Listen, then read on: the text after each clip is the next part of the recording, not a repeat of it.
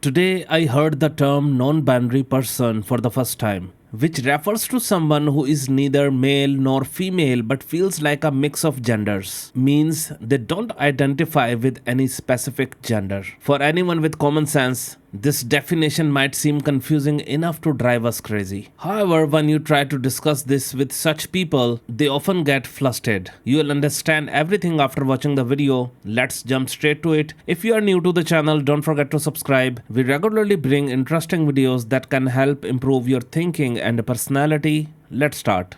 So I identify as non-binary and trans at the same time. I believe non-binary is under the trans umbrella. I'm neither, I am both, I am beyond.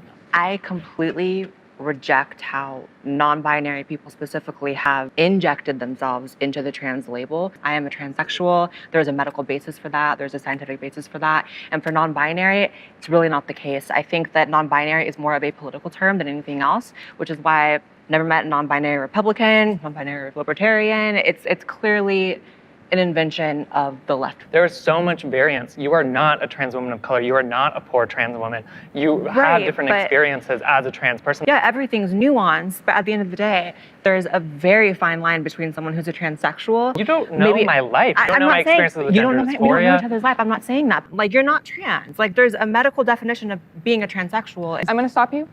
Jamie, how are you doing? I'm okay. You're okay? Yeah. Do you feel like talking? You don't have to.